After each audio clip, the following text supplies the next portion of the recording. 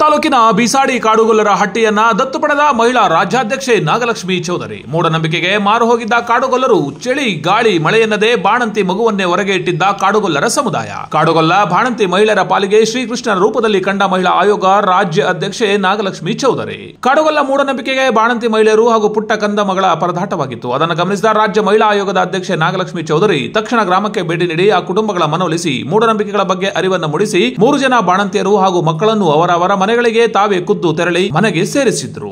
ಅದನ್ನ ಊರಿಗೆ ಒಂದು ಗ್ರಂಥಾಲಯ, ಮಕ್ಕಳು ಬಂದು ಇಲ್ಲಿ ಕುತ್ಕೊಂಡು ಓದೋ ತರ ಆಗ್ಬೇಕು. ಯಾಕಂದ್ರೆ ತಲೆಮಾರು ಇಲ್ಲಿ ಮಕ್ಕಳು ವಿದ್ಯೆ ಇಲ್ಲ, ಶಿಕ್ಷಣ ಇಲ್ಲ ಅಂತಂದ್ರೆ ಮುಂದುವರಿಯಕ್ಕೆ ಸಾಧ್ಯನೇ ಇಲ್ಲ. ಸೊ ಹಾಗಾಗಿ ಈ ಊರಿನ ಒಂದು ಗ್ರಂಥಾಲಯವಾಗಿ ಅದನ್ನ ಆಲ್ರೆಡಿ ನಾನು ನಮ್ಮ ತಹಶೀಲ್ದಾರು ಮತ್ತು ಇಒ ಮತ್ತು ನಮ್ಮ PDO ಅವ್ರ ಜೊತೆ ಮಾತಾಡಿದ್ದೀನಿ.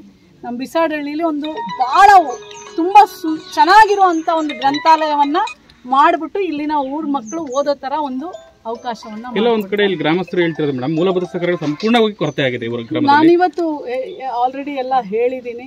ಇನ್ನೊಂದು 3 ರಿಂದ 6 ತಿಂಗಳು ಕಾಲಾವಕಾಶ ಕೊಡಿ, ಪ್ರತಿಯೊಂದನ್ನು ಬಿಸಾಡಹಳ್ಳಿಗೆ ತಲುಪಿಸುವಂತ ಜವಾಬ್ದಾರಿನ ನಾನು ಮತ್ತೆ ನನ್ನ ಎಲ್ಲ ಅಧಿಕಾರಿಗಳು ವಹಿಸ್ಕೊಂಡಿರ್ತೀನಿ.